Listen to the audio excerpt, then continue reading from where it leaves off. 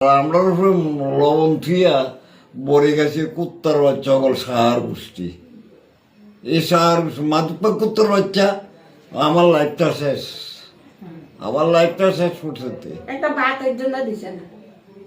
আমার লাইফটা শেষ করছে কুত্তার বাচ্চা।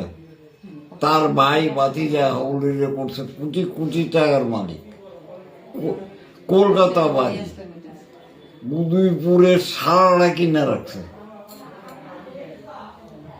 কি করবেন?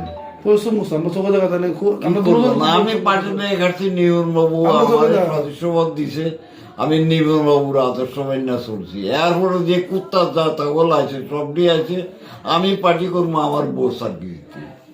তো তোমার যে অসুস্থতা করে তারা একটা খুশখবর বলেছে না কেউ? আমরা ফোনও করছি না, আমরা ফোনও করছি না। আমরা কুত্তার বাচ্চার কাছে নত হইয়া যায়, কইতাম না যে আমরা টাকা দাও।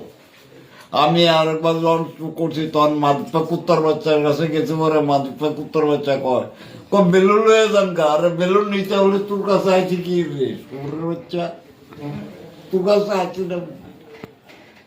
সব সুর দাউ রগল বদমাইশ করল, চরিত্রবান লোক তো একটাও নাই। যেমন নরদা ছিল, অমূল্য ঘোষা ছিল, এটি তো নাই, মরে গেছে।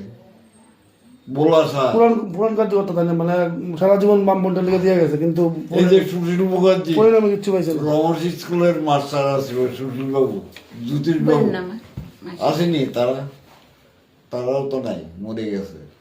অন কতটি সুর দাউর রাজীব পেটা আর বড় সুর ফেডারেশন করি ও রাজীব সরকার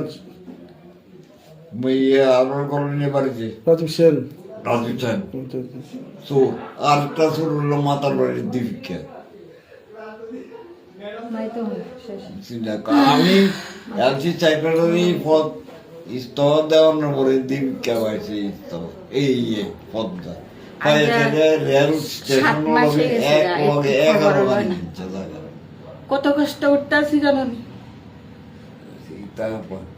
আমি শুনেন, আমার একটা কথা, আমি কেবারে বুঝাইতাম যাইতাম না যে আপনি আমার লগে আইব, আমার রাজস্ব দীক্ষিত আমার লগে আইব। বিজেপি গভর্নমেন্ট আমার কাছে ভালো লাগে, ব্যক্তিগতভাবে ভালো লাগে কি জানি, নরনমজি চিন্তাধারা একটা, আর আমার মতন ছাগলের চিন্তাধারা হলো আর একটা।